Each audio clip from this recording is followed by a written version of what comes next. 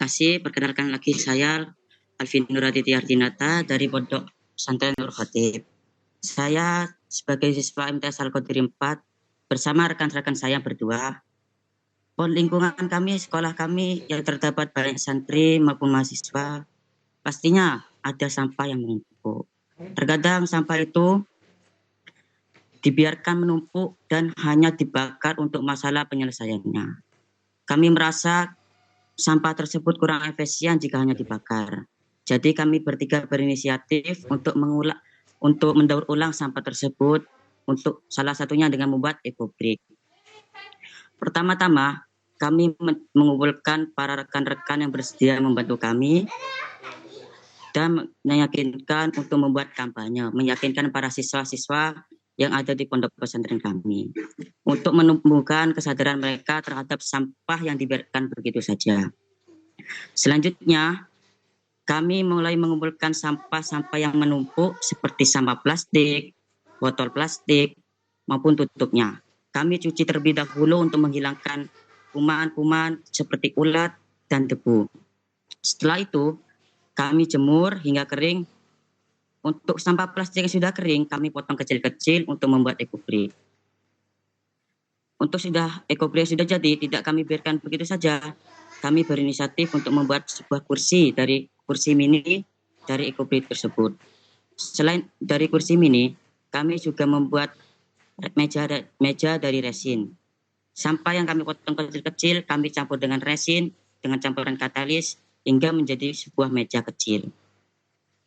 Setelah itu, kami mulai memamerkan karya kami kepada para mahasiswa untuk meyakinkan betul kepada mereka bahwa sampah yang awalnya tidak berguna bisa bermanfaat bagi lingkungan kita. Selain itu, botol-botol yang banyak menumpuk, kami jadikan pot-pot kecil untuk menghiasi lingkungan sekolah ataupun lapangan bermain di sekolah.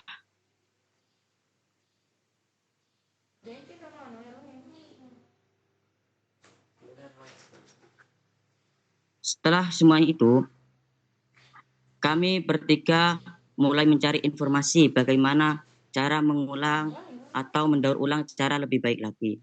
Bisa dilihat di foto tersebut, kami mulai mengumpulkan sampah, mencari informasi di tempat-tempat terdekat sekolah kami.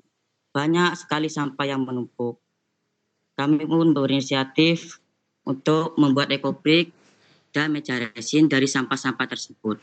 Dari mulai mengumpulkan, mencuci, memotong, hingga menjemurnya, lalu jadilah ekobrik.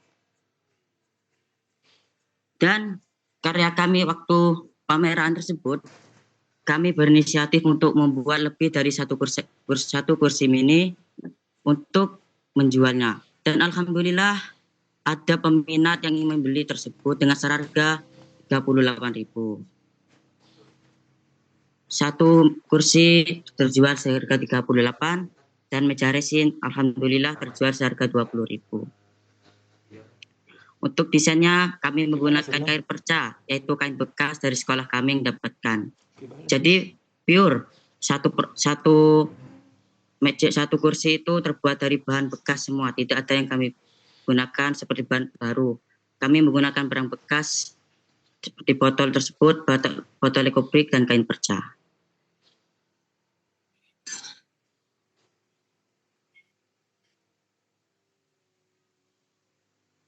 Mungkin begitu sudah penjelasan saya selama saya membuat ekobrik dari kawan-kawan, dari kami bertiga. Mungkin dari kakak-kakaknya ada yang ingin ditanyakan? Oke, terima kasih Alvino. Aku penasaran nih sebenarnya. Di awalnya gimana tuh Alvino bisa kebayang bareng teman-temannya gitu ya untuk bikin ekobrik tersebut gitu, dan juga diolah jadi berbagai macam barang gitu ya tadi. Baik Kak, awalnya kami terinspirasi dari salah satu kegiatan P5 kami. P5 kami tentang kebersihan lingkungan. Kami bertiga mulai mencari di internet, tapi yang kami temukan hanya terbatas, informasi yang terbatas. Jadi kami berinisiatif untuk mencoba sendiri bertiga bersama para guru di sana, mencoba Awalnya kami membuat ekoenzim, tapi hasilnya gagal. Jadi kami mengalihkan proyek kami menuju ekobrik dan ternyata alhamdulillah berhasil. Selanjutnya setelah membuat ekobrik, saya bersama dua rekan saya mulai membuat namanya meja resin. Sampah kami potong kecil-kecil, lalu kami campurkan dengan resin, lalu kami bentuk untuk menjadi meja. Untuk promosi penjualannya itu waktu pameran sekolah, kami ada acara pameran sekolah, kami mulai menjelaskan kepada para warga sekitar atau kepada wali santri di sana, menjelaskan tahap awal kami membuat dan tujuan kami membuatnya. Mereka mulai tertarik dan sebelum mereka membeli, mereka mulai mengetesnya, apakah itu kuat, kokoh atau tidak. Alhamdulillah ternyata kokoh dan mereka berinisiatif untuk membelinya. Mereka juga memberi feedback, mereka termotivasi. Jadi para siswa atau para santri di sana juga mulai termotivasi. Sampah yang awalnya menumpuk mulai berkurang. Alhamdulillah sekolah kami mulai ada kemajuan atas proyek kami tersebut. Terima kasih. Oke, terima kasih Alvino. Wah, dari situ akhirnya ada banyak ya, mulai ada nih perubahan juga di sekolah ya, banyak dari teman-teman juga yang mulai menjaga lingkungan juga, mengurangi sampah juga gitu ya, Alvino. Ya, Kak. Oke, siap. Terima kasih banyak Alvino untuk sharingnya. Boleh beri reaction tepuk tangan dong Bapak Ibu nih untuk salah satu murid kita namanya Alvino dari Yayasan Nurul Khotib Jember. Oke, terima kasih banyak ya Alvino. Amit, Assalamualaikum. Waalaikumsalam. Nah, selanjutnya Bapak Ibu, kita akan ke narasumber praktik baik yang kedua. Ini akan ada seorang guru. Ini mungkin ada Bapak Ibu yang sudah kenal juga gitu ya. Nah, ini selanjutnya adalah ada Pak Wawan Rurung dari Sekolah Sungai Jenebrang, Goa, Sulawesi Selatan. Nah, waktu itu sebenarnya saya pernah main tuh waktu TPN ke-10 gitu ya waktu itu, dan juga sempat main ke sekolahnya Pak Wawan gitu. Nah, sempat dengar ceritanya sangat menarik Bapak Ibu karena banyak kegiatan juga yang dilakukan oleh Pak Wawan dan juga guru-guru lainnya di Sekolah Sungai Jenebrang ini terkait dengan pelestarian sungainya. Nah, buat lebih detailnya lagi, kita akan dengar cerita lebih banyak gitu dari Pak Wawan secara langsung. Ini Pak Wawan sudah hadir. Halo, selamat pagi Pak Wawan.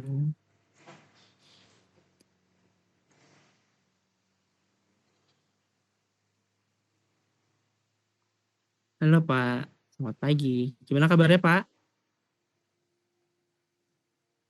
Wah, suaranya belum masuk Pak Wawan. Tes, oke. Nah, sudah masuk. Ya, Assalamualaikum warahmatullahi wabarakatuh. Pak Wawan.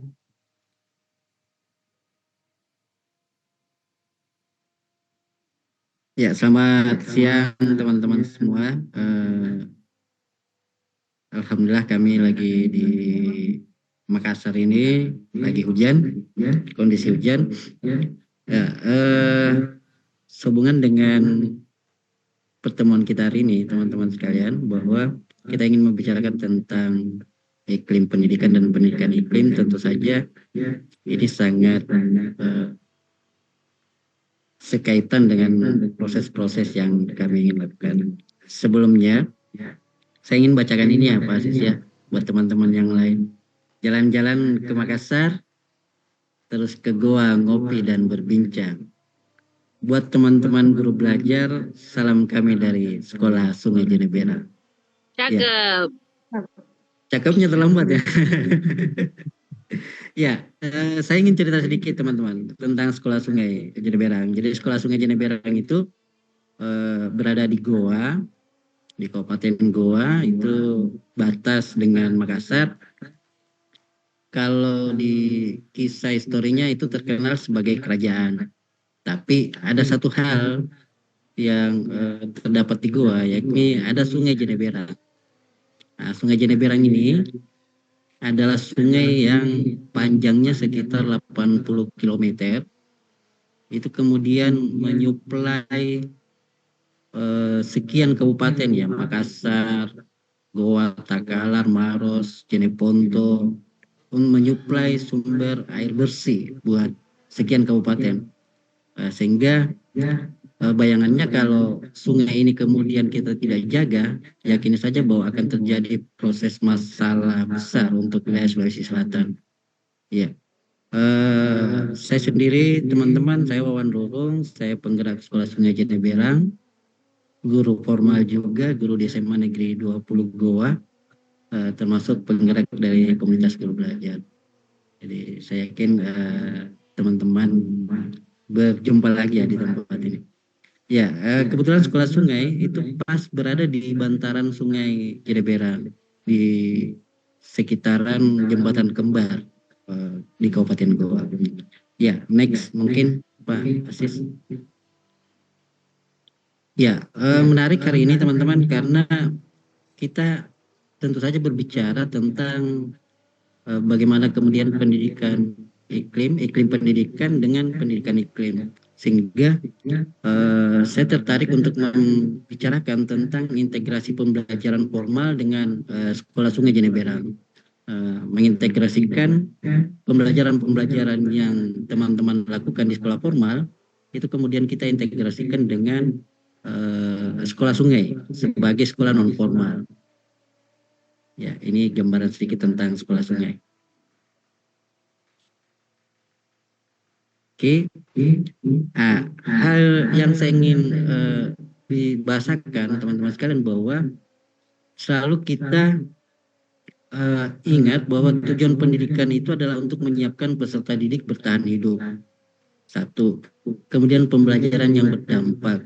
Yang kedua, ada lagi satu yang saya lupa ini, adalah bahwa adanya tripusat pendidikan di proses pendidikan kita. Jadi pendidikan keluarga, pendidikan sekolah, dan pendidikan masyarakat. Ya, sekolah sungai itu mengambil wilayah sebagai proses pembelajaran yang ada di ruang-ruang masyarakat. Ya, saya ingin cerita sedikit teman-teman. Ini kadang menarik di obrolan teman-teman KGB Makassar Goa.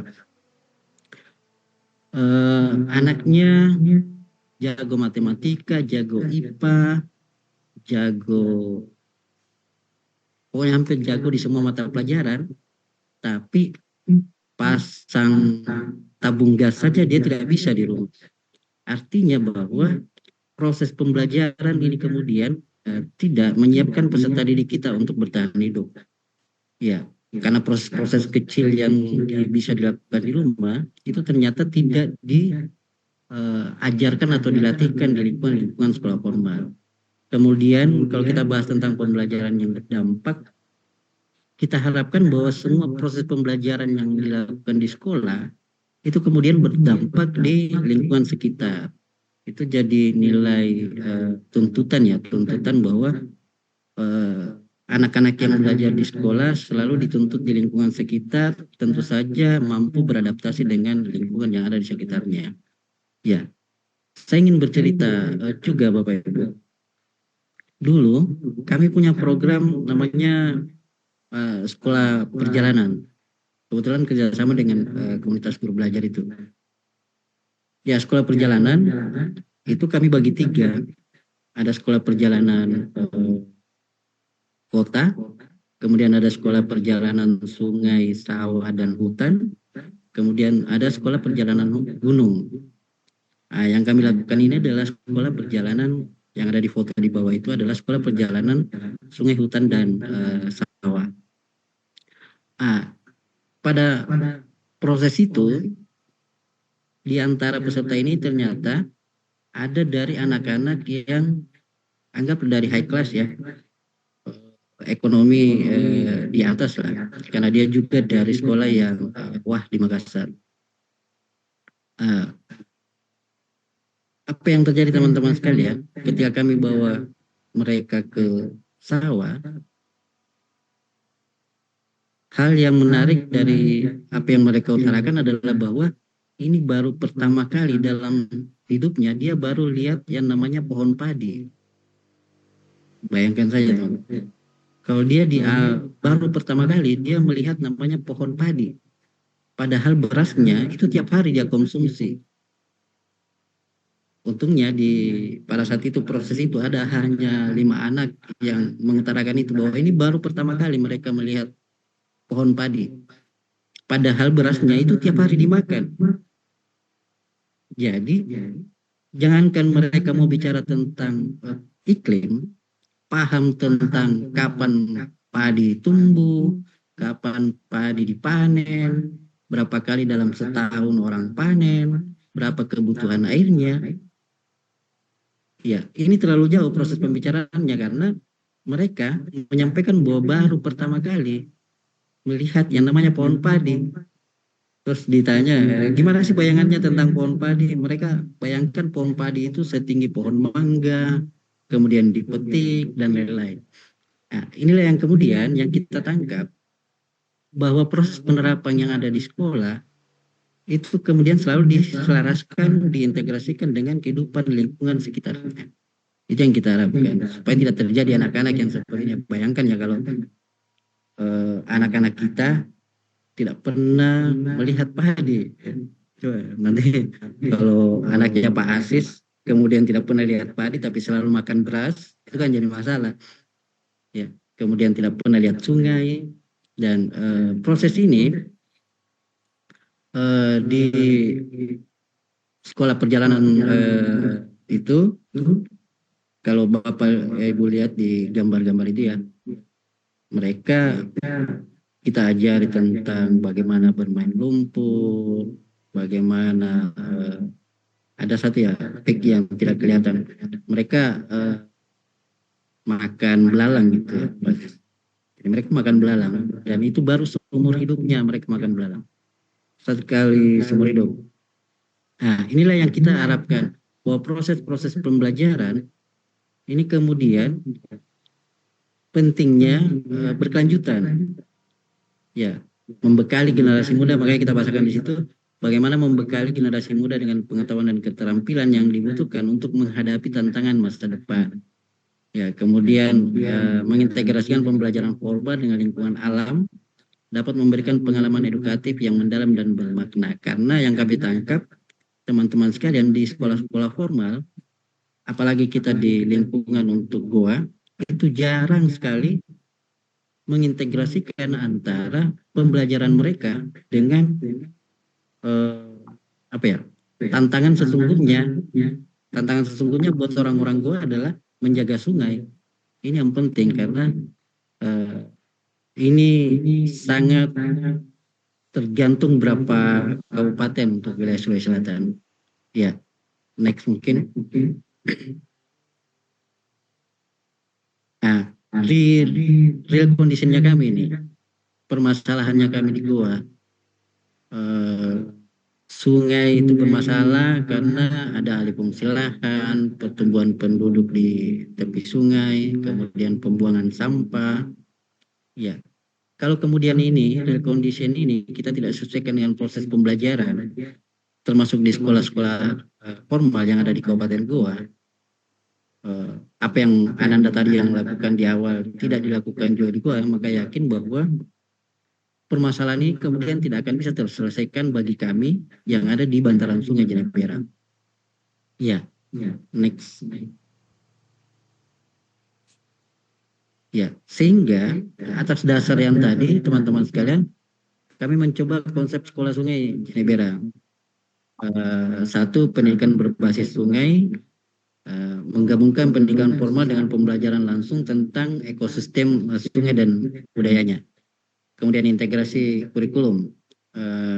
Sekolah sungai dirancang untuk mengintegrasikan pengetahuan tentang sungai ke dalam mata pelajaran seperti kalau di sekolah formal biologi, geografi, dan budaya lokal. Kemudian pembelajaran langsung. Siswa melakukan kegiatan pembelajaran langsung di sungai, ya karena wilayah kami memang di bantaran sungai, di tepian sungai. Ya, kami lakukan di situ pengamatan satwa liar, penanaman pohon, dan pengolahan air. Kemudian mencoba melibatkan komunitas lokal, memainkan peran penting dalam mendukung kegiatan. berbagai pengetahuan. Jadi komunitas itu bisa jadi dia dari komunitas-komunitas pencinta lingkungan, masyarakat, pemerintah desa, kabupaten, dari hulu sampai hilir. Sekitar 80 kilometer yang harus kami jaga ini Sungai Jeneberang. Ya.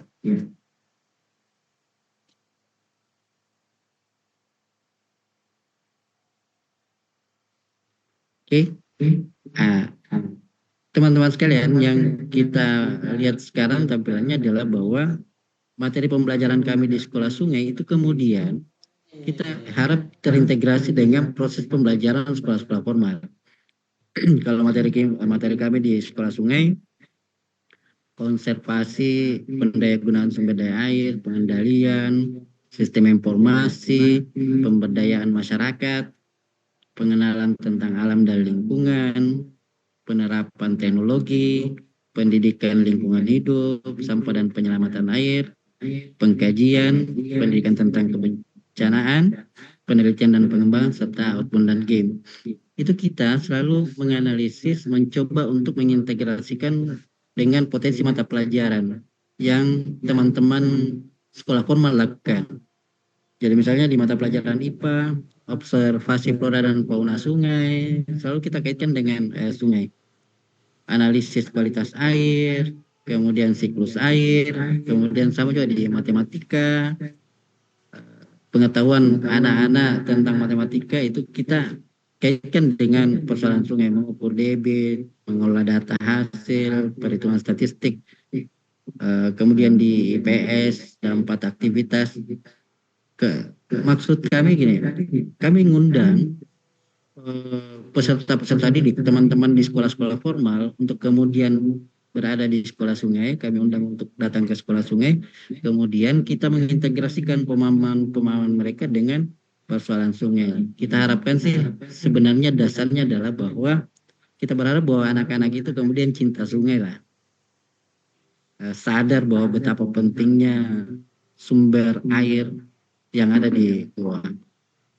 Ya, kemudian next.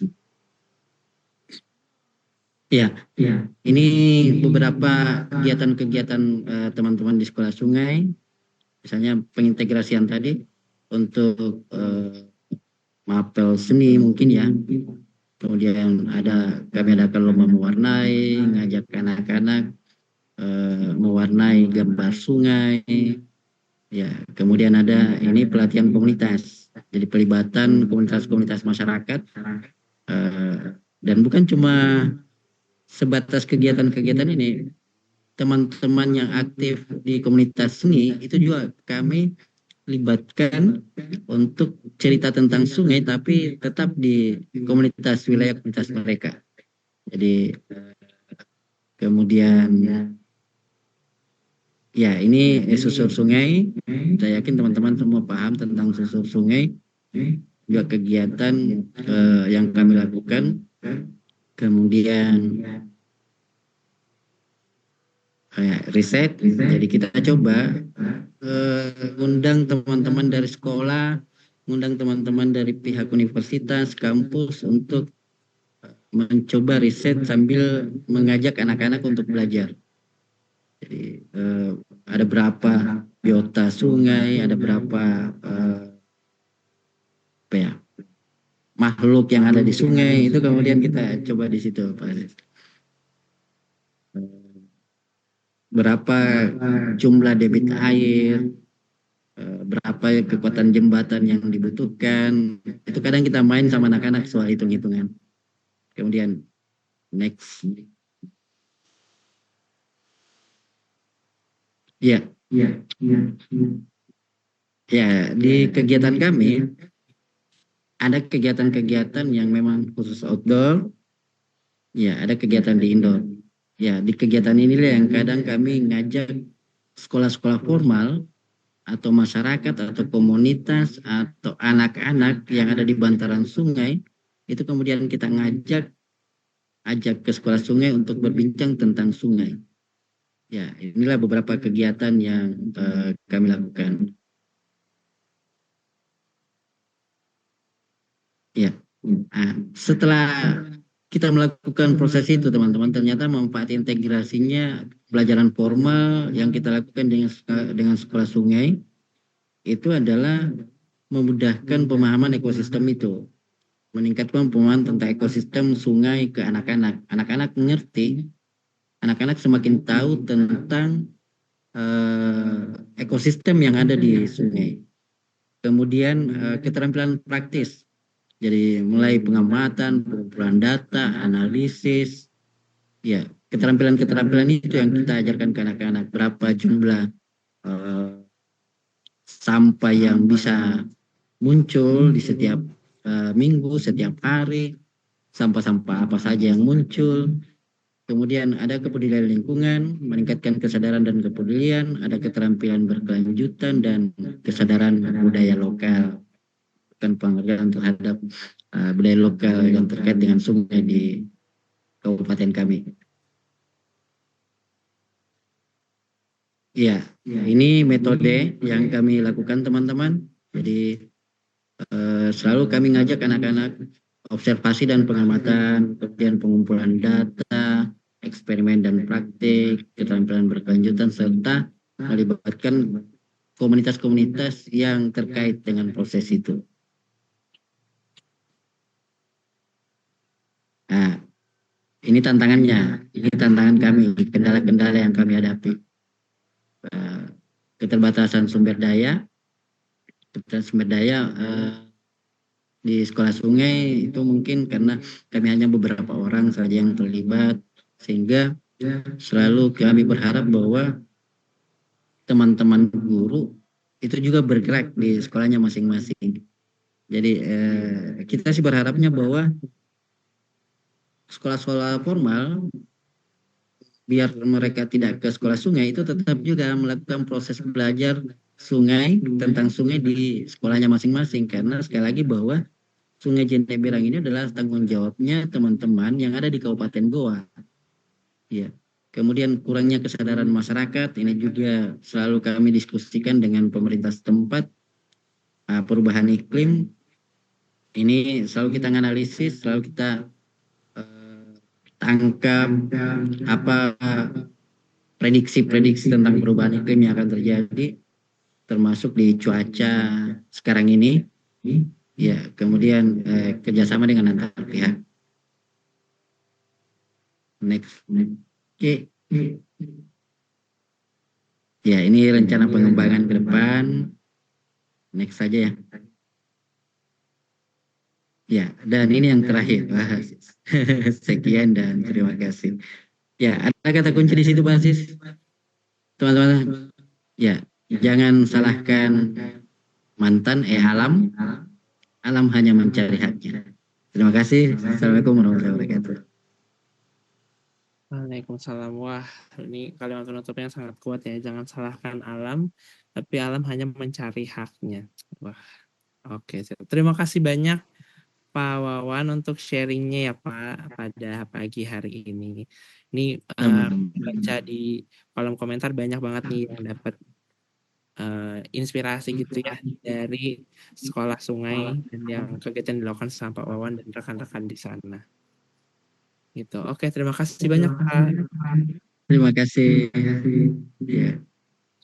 Oke, nah Bapak Ibu, kita ada satu lagi narasumber yang akan membagikan praktik baiknya. Ini adalah seorang kepala sekolah, gitu ya. Kalau tadi udah dari murid, terus dari guru. Nah, di sini ada yang kepala sekolah juga nih dari Bapak Ibu peserta yang hadir. Boleh nih nanti ini ya menyimak praktik baik dari narasumber berikutnya, yaitu ada Pak Muhammad Firman dari SMPN 2 Belimbing Hulu Melawi Kalimantan Barat. Nah, ini Pak Firman mau ceritain praktik baiknya yang ternyata udah dari lama banget nih Bapak Ibu, dari 2018. Itu mau sekolahnya beliau mengembangkan dan memanfaatkan sumber daya alam yang ada di sekitar, dan juga aktif banget untuk kolaborasi dengan orang tua, masyarakat, dan organisasi yang peduli lingkungan gitu ya. Nah, untuk lebih detailnya lagi, ini kita langsung aja berikan waktu dan tempat kepada Pak Firman. Halo Pak Firman, selamat pagi. Pagi, Assalamualaikum, Ajis. Waalaikumsalam. Nah, ini aku udah penasaran banget nih Pak, gimana praktik baiknya Pak Firman terkait dengan yang mengembangin sekolah, manfaatkan sumber daya alam yang ada di sekitar, dan juga kolaborasi dengan pihak-pihak yang lain gitu ya, organisasi-organisasi yang mungkin udah aktif banget untuk lingkungan. Nah, silakan Pak Firman, boleh waktu yang tepat diceritakan. Terima kasih. Oke, Assalamualaikum warahmatullahi wabarakatuh. Selamat siang semuanya, Bapak Ibu. Pak Ajis mungkin bisa dibantu share screen kali ya? Boleh Pak. Ya. Bentar. Saya malah mau ngomentarin punya Pak Wawan jadinya. Kami di Kalimantan Barat ini kan terkenal dengan Sungai Kapuas, sungai terpanjang dengan begitu banyak sungai, tapi kita kok nggak kepikiran kayak Pak Wawannya di Goa ya. Tadi bahasan Pak Wawan itu langsung kita jadiin bahan diskusi grup kita gitu ya, dan sepertinya menarik juga kalau kita coba memulai gitu ya, membangun seperti di teman tuh sekolah sungai itu, karena kita di sini rata-rata memang transportasinya masih banyak lewat sungai dan lain-lain ya. Oke. Oke, sukses Pak Firman. Iya, terima kasih Pak Wawan, luar biasa. Oke, langsung saja. Bapak Ibu, nama saya sekarang tidak lagi di SMP 1 Pino Selatan gitu ya. Saya menjadi kepala sekolah di SMP 1 Pino Selatan itu dari tahun 2015 sampai tahun 2022, dan terakhir saat ini saya di SMP Negeri 2 Belimbing Hulu. Nah, saya akan berbagi praktik apa yang kami lakukan dari tahun 2015 sampai tahun ya, kurang lebih 7 tahun saya menjadi kepala sekolah, dan memang mindset awalnya kita ingin membangun sekolah berbasis lingkungan. Next, Pak Ajis. Kondisi awal sekolah kami, kalau perlu saya cerita Bapak Ibu, sekolah kami ini berada benar-benar di heart of Borneo, benar-benar di tengah-tengah Pulau Kalimantan gitu. 10 jam, kemudian masuk lagi dari ibu kota kabupaten sekitar 1,5 jam, dengan kondisi sarana itu benar-benar terbatas. Listrik tidak ada di tahun 2015 itu, hanya hidup di malam hari gitu ya. Kemudian air bersih itu tidak ada. Anak-anak kami ingin buang air kecil atau BAB itu mereka harus ke sungai, karena kebetulan di depan sekolah itu ada sungai gitu ya. Fasilitas penunjang juga sangat minim. Pendidik dan tenaga pendidikan waktu itu juga masih sedikit. Kemudian cenderung tidak teratur, kadang masuk jam 8, pulang masuk pagi, pulang jam 10 ya, cenderung tidak teratur kondisi sekolahnya. Walaupun lokasi sekolah ini strategis, lokasi sekolah ini berada di tengah. Jumlah siswanya juga lumayan memadai ya. Waktu saya masuk sekitar 135 orang jumlah siswanya. SD pendukungnya juga lumayan. Guru-gurunya juga masih muda dan punya semangat membangun sebenarnya. Cuma karena tadi kalau Mbak Ella cerita tentang iklim pendidikan, mungkin ekosistem pendidikannya yang tidak terlalu memadai seperti itu. Next, Pak Hajis. Ini kondisi awalnya Bapak Ibu, ini kondisi sekolahnya gersang gitu ya. Tanah kuning, kalau kita pakai sepatu ke sekolah, jalan otomatis kelasnya akan kotor segala macam. Kondisi sekolahnya tentu panas karena memang tidak memadai kondisi halamannya. Menyadari bahwa kondisi ini merupakan medan yang harus kami benahi di sekolah ini. Tahun 2015 seperti ini, Mas Ajis. Nah, tantangan kami, orang tua di daerah ini cenderung gitu ya. Kebanyakan orang tua itu bekerja di hari Sabtu atau Minggu sudah berangkat ke ladang, anak-anaknya ditinggal sama orang neneknya gitu ya. Mereka kembali lagi hari Jumat biasanya. Nah, jadi anak-anak ini cenderung tidak terurus. Komunikasi juga tidak baik. Sering sekali kalau ada masalah di sekolah, guru-gurunya diadat sama orang tua dan lain sebagainya seperti itu. Sehingga banyak ketakutan. Kemudian selain itu, sekolah juga berjalan apa adanya. Tidak ada arah yang jelas, visi dan misi dan segala macam. Ditambah lagi memang struktur yang tidak memadai. Kondisinya serba apa adanya. Seperti itu. Nah, itu tantangan yang coba kami hadapi. Next, Mas. Oke, nah ini yang coba kami lakukan. Kebetulan sekolah kami di tahun kita sempat diskusi dengan kawan-kawan dari WWF Indonesia, dari World Wide Foundation. Jadi kita tentang apa itu ESD waktu itu, Education for Sustainable Development atau pendidikan pembangunan berkelanjutan gitu ya. Nah, kita itu kita harus menjaga sebenarnya ada 3 pilar, ekologi, sosial dan ekonomi. Tapi dari kawan-kawan di WWF Indonesia, faktor political will juga harus kita jaga. Nah, 4 keseimbangan ini yang kita jadikan arah bangun sekolah yang seimbang dari segi ekologi, sosial, ekonomi, dan politikal. Nah, itu kita jaga dalam pengembangan sekolah yang kita jadikan roadmap sekolah dari tahun 2015. Next. Nah, ini program yang kami bangun. Tadi saya tertarik sekali waktu Mbak Ella cerita bagaimana iklim pendidikan di sekolah itu harus kita bangun agar pendidikan iklim apapun bisa berjalan dengan baik. Kami meluncurkan program namanya Kelasku, Rumahku, Sekolahku, Istanaku. Nah, ini dengan harap siswa itu bisa betah berada di sekolahnya sehingga dia menganggap bahwa lama di sekolah itu tidak masalah. Dia dengan kondisi sekolahnya, dengan perhatian guru-gurunya, dengan infrastruktur yang ada di sekolahnya, dengan kondisi lingkungannya, harapan kita, kondisi ini benar-benar menjadi iklim yang kondusif bagi kemampuan belajar siswa. Nah, sehingga kita luncurkan Kelasku, Rumahku, dan Sekolahku, Istanaku. Program ini kita luncurkan dari sekitaran tahun 2016. Next, Mas Ajis. Nah, aksi yang kita lakukan, kita sudah tahu bahwa kolaborasi dengan masyarakat itu sangat minim. Kita sering mengumpulkan orang, kita mengumpulkan perangkat desa, kita mengumpulkan kolaborasi dengan organisasi lingkungan seperti kemudian organisasi-organisasi lain yang ada di kabupaten kita. Kemudian kita kolaborasi juga dengan dinas terkait, dengan dinas kesehatan, Polres, dengan tentara, itu kita sering kita kolaborasi. Kemudian kita juga memetakan potensi sekolah bersama guru dan masyarakat. Kita petakan kekuatan dan potensi yang ada. Kemudian selain itu kita juga membranding sekolah sesuai dengan potensi yang ada. Kita sudah mulai sering membuat video praktek baik, kemudian membagikan di Facebook, waktu itu Instagram belum terlalu ya, di YouTube 2016. Next, Mas Ajis. Oke, nah ini kolaborasi dengan banyak pihak, dengan kecamatan, dengan dinas kesehatan, orang tua 1 tahun itu minimal 2 kali kita kumpulkan untuk cerita terkait program. Hanya terkait biasa kalau ngumpul itu biasanya uang komite gitu ya. Waktu itu kita masih bisa-bisa saja mengambil uang komite.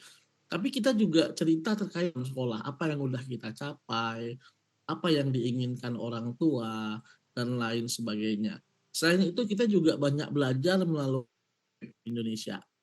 Kadang-kadang kita punya ide, kita punya semangat, misalnya nanam pohon gitu ya. Tahunya kita kan cuma nanam.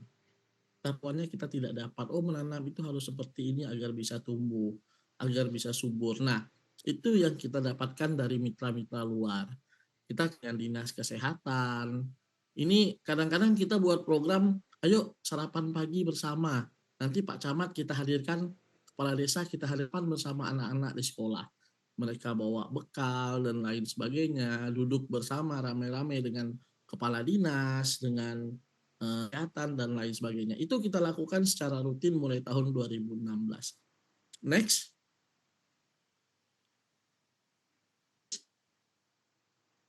Ini pemetaan yang kita lakukan. Kita menggunakan 4W5H gitu. Apa 4W1H gitu ya. Jadi kita petakan semua sumber daya alam yang ada di sekolah. Berapa kita, kemudian kondisinya seperti apa, mengapa itu bisa terjadi. Kemudian kita juga sudah bisa memperkirakan ke sekolah ini akan seperti apa. Nah, saat memetakan ini di tahun 2016, kita melibatkan guru, melibatkan sekolah, dan difasilitasi oleh kawan-kawan dari WWF Indonesia. Pemetaan ini kita jadikan sebagai dasar untuk, jadi kita tidak mau membangun sekolah itu berdasarkan asumsi-asumsi gitu, tapi kita ingin ada roadmap yang berjalan dari tahun 2015 sampai 2020 itu bakal seperti apa sekolah ini. Kita petakan berdasarkan sumber daya alam. Kemudian next.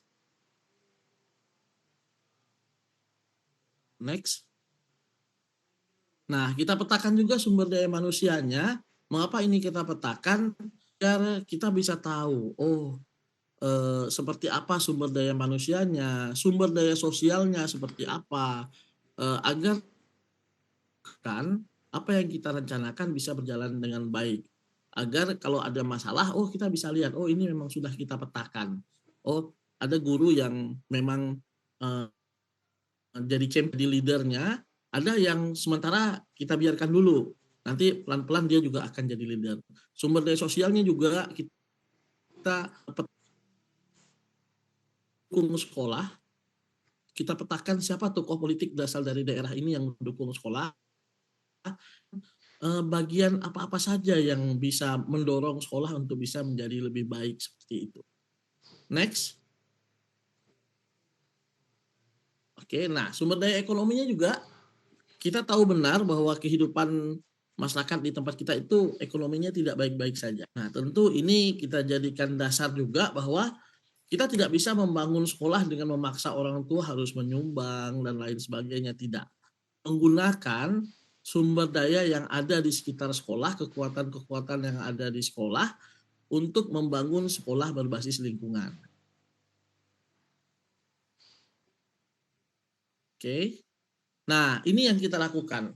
Kita mencoba mengembangkan kurikulum lingkungan, model pembelajaran berbasis lingkungan, kemudian kita juga melakukan penggalian dan pengembangan materi dan persoalan lingkungan hidup yang ada di masyarakat lokal gitu ya, terkait dengan peti, terkait dengan daya beli masyarakat dan segala macam. Kita juga mencoba mengembangkan pelajaran, kemudian pengembangan kegiatan kurikuler bertema lingkungan hidup. Nah, kita juga melakukan program-program misalnya mengolah sapi lebih bermanfaat untuk menghias sekolah dan lain-lain.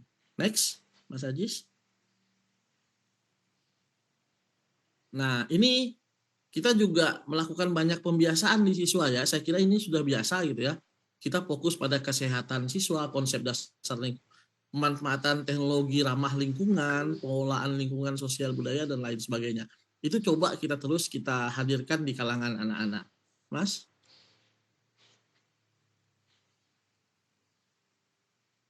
Oke, next. Nah, ini kita lakukan, kita merawat lingkungan sekitar kita yang awalnya tanah terbengkalai kita jadikan kebun gitu ya, agar kita merasa ada orang tua yang memang ada guru dan orang bisa membantu kita dalam hal ini. Next, ini tinggal foto-foto saja. Nah, ini pemanfaatan lahan-lahan kosong. 2015 kondisinya masih banyak tanah kosong, berkat kerjasama orang tua, siswa. Setelah tahun 2017 kita membuat sebuah anak. Next, terus, Mas.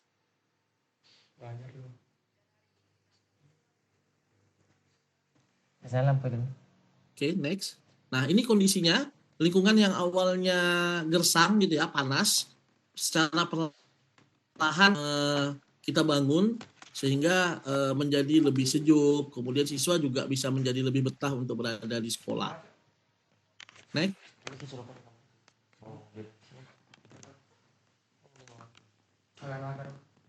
Nah, ini juga karena kita memang programnya lebih banyak tentang lingkungan, kita juga mendorong penggunaan listrik tenaga surya. Jadi di tahun 2016-17 kita sekolah itu sudah menggunakan listrik tenaga surya, dan masalah air karena kita punya sungai kecil berada di bawah sedangkan tong-tong air kita berada di atas, kita menggunakan pompa hidrolik waktu itu. Jadi pompa hidrolik ini yang mengalirkan air ke atas sehingga kebutuhan air di sekolah itu bisa terpenuhi, dan alhamdulillah air waktu itu bisa terpenuhi di sekolah kita. Next, Mas.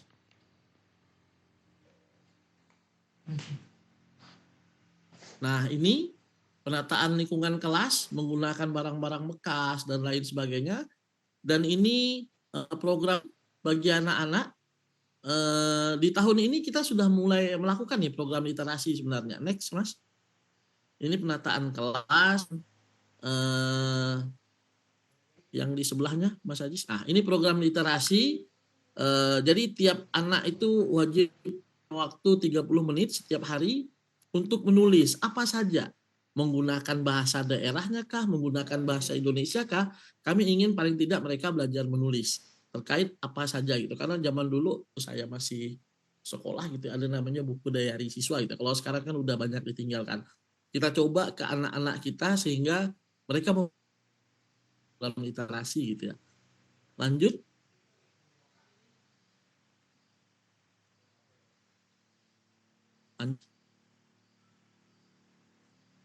Nah, ini sudut baca, ini juga sudah kita garap dari tahun 2017 gitu ya, menggunakan barang next.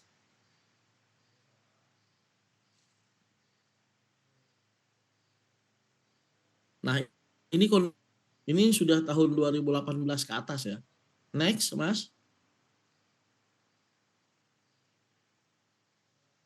Ini juga kondisi sekolah, gambarannya. Next.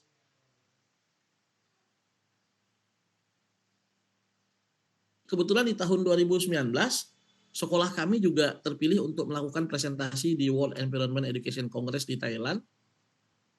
Jadi ada beberapa mitra di Indonesia yang memang diminta untuk mempresentasikan kemajuan perkembangan sekolah kepada Indonesia waktu itu.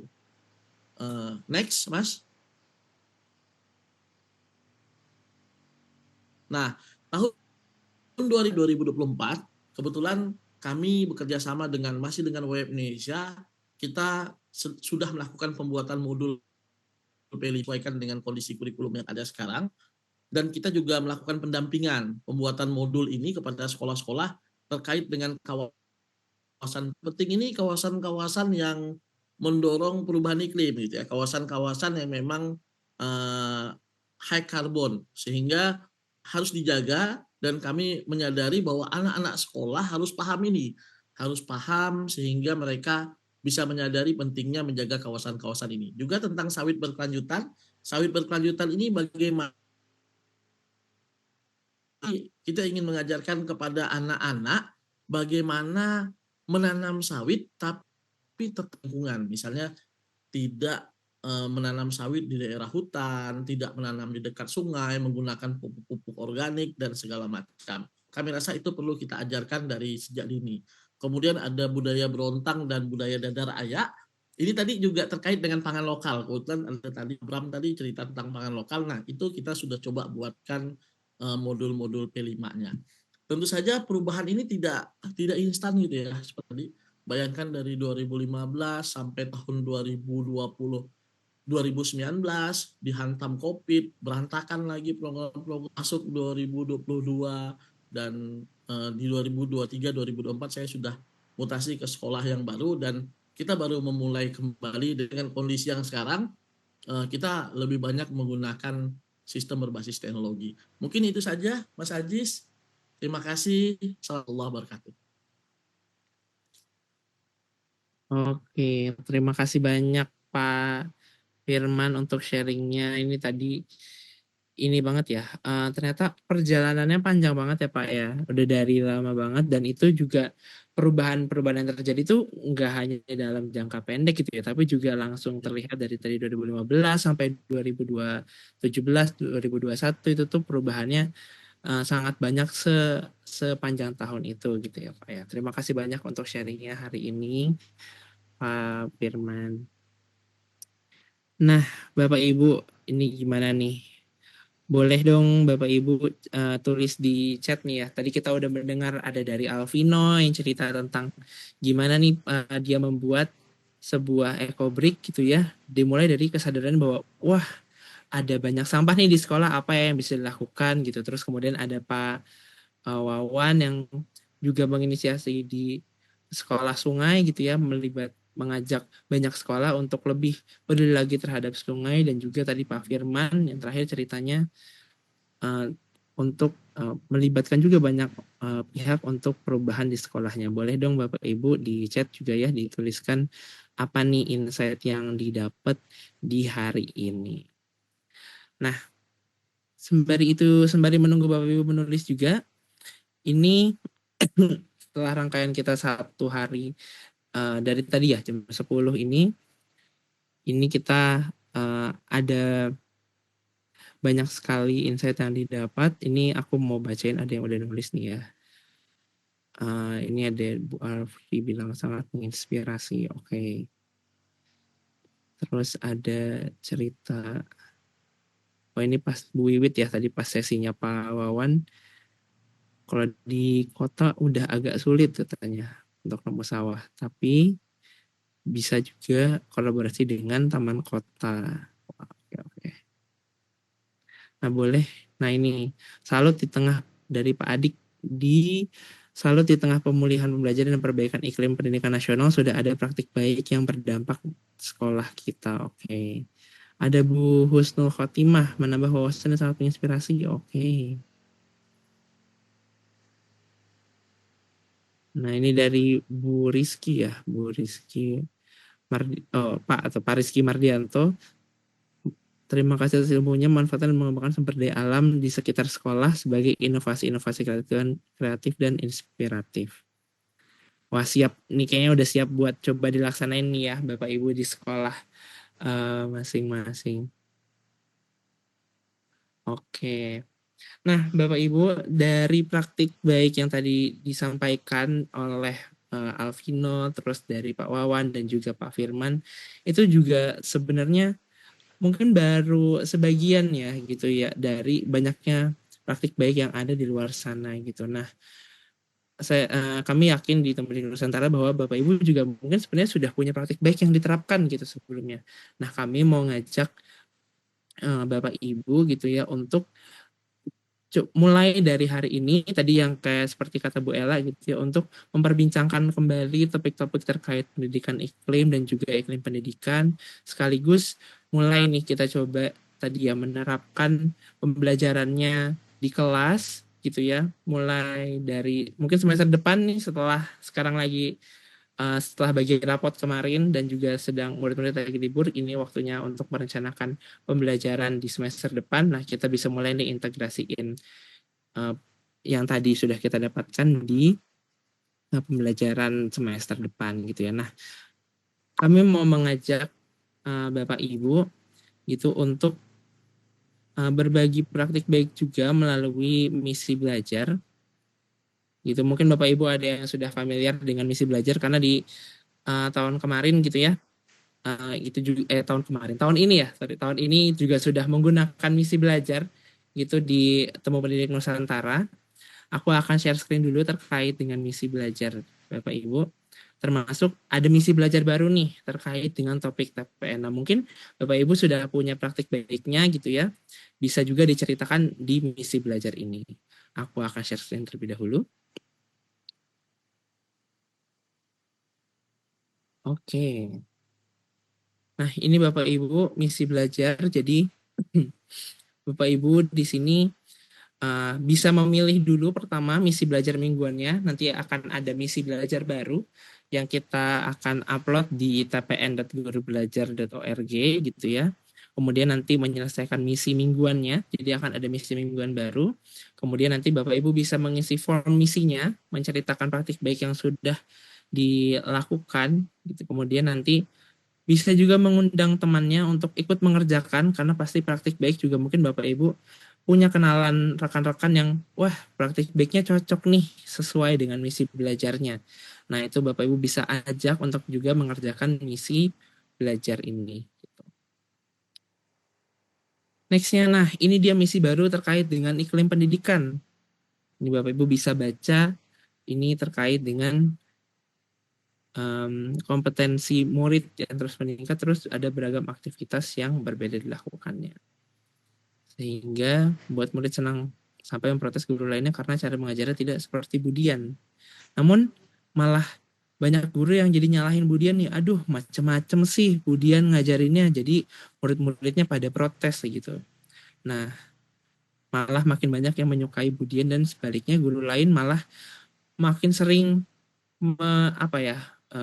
nyinyir kepadanya gitu. Nah, ini membuat Budian merasa semakin nggak nyaman untuk ngajar karena situasi ini. Nah, mungkin Bapak Ibu pernah menghadapi hal yang sama dan sudah menemukan eh, solusinya atas itu mungkin bisa bantu Budian nih untuk gimana bisa menyelesaikan masalah yang sedang dihadapinya gitu. Atau justru ingin mencoba menyelesaikan tantangannya Budian, nah nanti juga akan ada panduan rencana aksi dan aktivasi komunitas yang bisa digunakan Bapak Ibu gitu ya. Ini misi belajar yang pertama, kemudian contoh lainnya seperti apa nih? Ini ada misi belajar yang kedua masih terkait dengan iklim pendidikan juga. Bapak Ibu bisa baca di sini.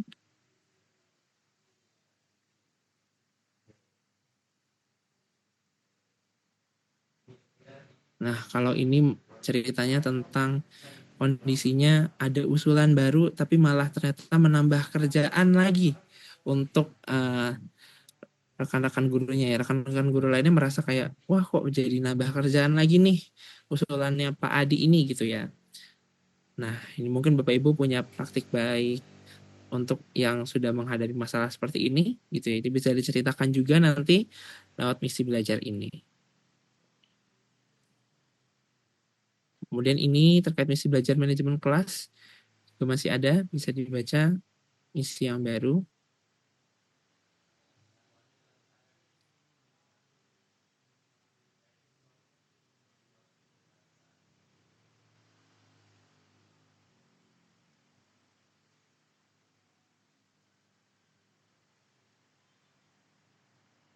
Nah, kalau ini tantangannya ada Bu Ria ya, merasakan bahwa kayak, wah murid-muridnya ini kok kayaknya sekarang sudah sulit diatur ya gitu. Nah, ini sedang berngobrol dengan Bu Wati gitu ya, terkait dengan yang harus dilakukannya gimana nih menghadapi murid-murid ini. Nah, mungkin Bapak Ibu punya praktik baik juga yang sudah menerapkan hal ini dan menemukan solusinya dari permasalahan yang serupa dengan Bu Ria, bisa diceritakan juga di misi belajar ini. Gitu. Nah, untuk Bapak Ibu yang baru mau, tadi sepertinya saya sedang merasakan hal yang serupa gitu ya, atau mungkin pengen coba deh bantu Bu Ria atau tadi uh, Bu dan tantangan-tantangan yang lainnya itu untuk mengerjakan menemukan solusi masalahnya gitu ya. Nah, ini Bapak Ibu bisa mengikuti panduan rencana aksi ini untuk mengerjakan misi belajar. Gitu. Nah, gimana caranya? Langkah yang pertama, Bapak Ibu bisa berkolaborasi dengan komunitas. Jadi Bapak Ibu bisa cari komunitas yang bisa kolaborasi untuk menyelesaikan misi belajar tersebut gitu. Bisa berkolaborasi dengan guru sesama jenjang atau mungkin antar jenjang, komunitas di sekolah, atau mungkin komunitas guru di daerah dan juga organisasi profesi yang Bapak Ibu ikuti. Langkah yang kedua, nah ini yang mau kami ajak juga bisa membangun percakapan. Bapak Ibu, seperti yang tadi kata Bu Ella, kita mulai percakapan di hari ini gitu ya. Bisa pilih ada 2 cara untuk memulai percakapan, antara ngobrol-ngobrol secara daring di grup komunitas gitu ya, atau mungkin bisa juga secara luring gitu.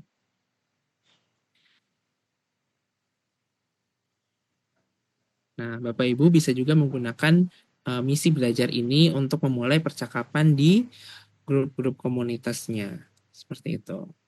Atau jika luring, ketika misalnya ketemu di warung kopi atau misalnya ketemu di sekolah salah satu anggota gitu ya, atau misalnya mau janjian untuk main aja nih, main bareng gitu ya, atau ketemu bareng. Nah, itu bisa juga nih sembari bahas misi belajar ini, kayak gimana ya kira-kira solusi yang bisa diterapkan oleh karakter yang ada di misi belajar tersebut, seperti itu. Kemudian yang ketiga, Bapak Ibu bisa mencatat poin-poin dari percakapan yang tadi dilakukan secara online ataupun offline. Kemudian nanti akan menyusun rencana aksinya. Jadi Bapak Ibu bisa pilih salah satu praktik baik yang pernah dilakukan untuk dijadikan rencana aksi. Baru kemudian melakukan rencana aksi tersebut dengan menggunakan kanvas yang mungkin akan mempermudah Bapak Ibu. Seperti itu. Nah, ini dia kanvas rencana aksi, Bapak Ibu bisa capture atau mungkin nanti juga bisa didapatkan di website APN ya gitu. Nah, ini ada 3 tahapan. Jadi yang pertama hasil diskusinya yang tadi bersama dengan anggota komunitas, kemudian rencana penerapan dan langkah-langkah rancangan yang ingin diterapkan gitu ya. Kemudian setelah diterapkan nanti Bapak Ibu bisa menentukan hasil refleksinya apa nih yang didapatkan dan juga pembelajaran-pembelajaran yang bisa menjadi perbaikan untuk langkah ke depannya. Gitu. Nah, kurang lebih itu Bapak Ibu. Jadi kami dari Panitia TPN ingin mengajak Bapak Ibu untuk mulai membicarakan terkait dengan tadi topik iklim pendidikan dan pendidikan iklim. Dan seperti yang dikatakan Bu Ella bahwa 2 topik ini tuh sebenarnya saling nyambung ya Bapak Ibu. Karena ini tuh saling memberikan keterkaitan dan timbal baliknya antara 2 topik tersebut. Seperti itu. Nah, tidak terasa Bapak Ibu ini ternyata sudah hampir 2 jam kita bersama-sama belajar di pembukaan Temu Pendidik Nusantara ke-12. Nah, di sini sudah ada tim juga yang memberikan daftar hadir. Bapak Ibu silakan bisa mengisi daftar hadirnya di kolom chat. Untuk yang di YouTube juga sama. Nanti akan diberikan di kolom chat YouTube. Bapak Ibu bisa langsung copy linknya atau mungkin langsung klik linknya yang ada di situ. Seperti itu. Nah, baik Bapak Ibu semuanya, saya di sini selaku moderator akan undur diri. Terima kasih banyak Bapak Ibu sudah belajar bersama di hari Senin pagi ini di jam 10 sampai dengan mau jam 12 gitu ya. Tidak lupa saya mengajak kembali untuk Bapak Ibu, mari kita mulai bangun percakapan terkait dengan topik Temu Pendidik Nusantara ke-12 yaitu iklim pendidikan dan pendidikan iklim. Jangan lupa untuk mari kita advokasikan bersama seperti yang tadi dibilang Bu Ella ya. Kita suarakan bersama terkait dengan topik ini agar lebih banyak lagi yang mulai fokus kepada krisis iklim ini dan juga membuat rencana-rencana dan melakukan aksi-aksi nyata gitu ya untuk perubahan iklim pendidikan kita. Terima kasih banyak. Selamat makan siang Bapak Ibu semuanya. Kami akhiri. Assalamualaikum warahmatullahi wabarakatuh. Terima kasih banyak semuanya. Terima kasih Panitia. Waalaikumsalam warahmatullahi wabarakatuh. Terima kasih. Terima kasih Pak Aziz. Sama-sama Ibu. Terima kasih. Terima kasih Bapak. Izin Iya, terima kasih. Terima kasih.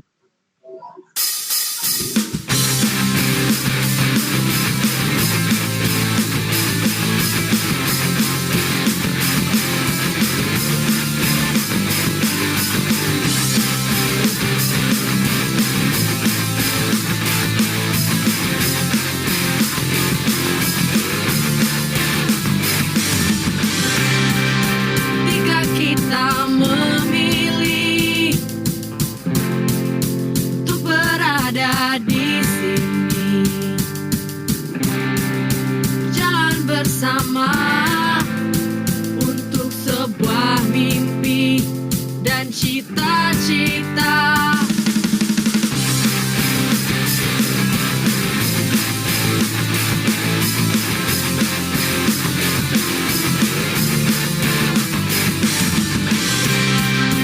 Ketika kita semua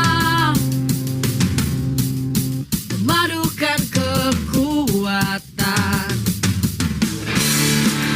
merdeka belajar, belajar bersama, merdeka belajar, belajar bersama. Mari datang ke TPN, fokuskan tujuan, jangan sampai ada yang tertinggal. Mari rapatkan barisan, fokuskan tujuan, lakukan yang terbaik untuk Indonesia.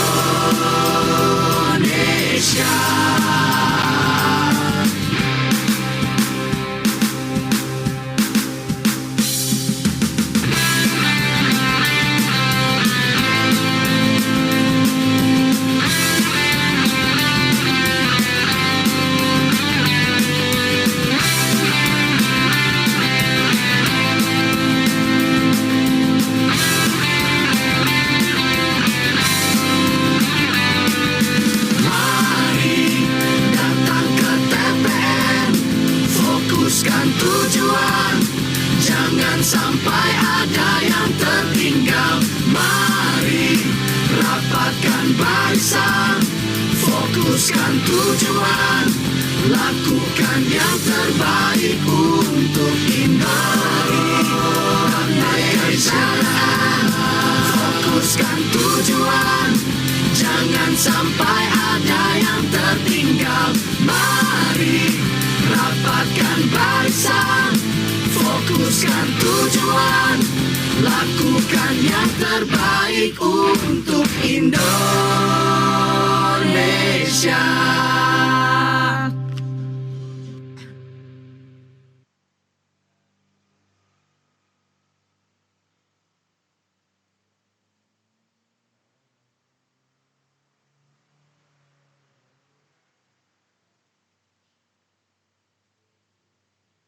Halo Bapak Ibu, ini masih ada di sini. Tadi ada satu kegiatan yang lupa ya, kita belum foto bersama. Mari Bapak Ibu yang masih ada, boleh nih kita foto bersama ya. Di sini bisa aktifkan kameranya yang masih ada. Kita foto bareng dulu, itu agar kita punya kenang-kenangan ya untuk pembukaan ini. Oke, boleh Bapak Ibu kita siapkan buka kameranya. Ini ada 61 orang, masih lumayan banyak ya. Nanti yang bisa ikutan foto bareng. Aku bisa kirimkan juga, ini ada virtual background-nya. Bapak Ibu kalau mau menggunakan boleh. Tadi juga mungkin sudah diberikan ya gitu dari tim yang lain. Oke, ini kita tunggu 1 menit lagi dulu untuk yang lain yang masih membuka kamera.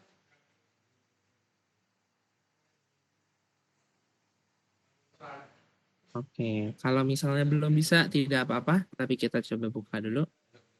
Oke, ini ada 3 halaman ya. Jadi kita foto dulu. Oke, ada 3 halaman ini. 1, 2, 3.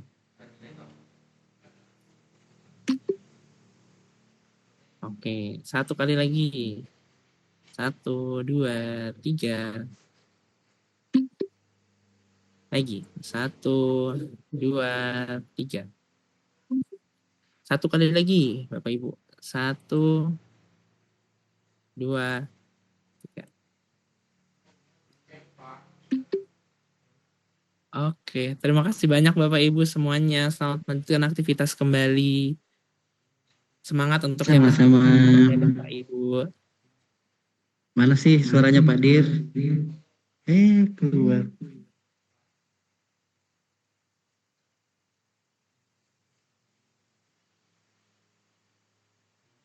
Selamat pagi, aku izin untuk Bu Dias. Bapak Ibu. Oh, masih mau ngomong? Silakan Pak. Boleh. Udah. Dadah. Oke. Yes.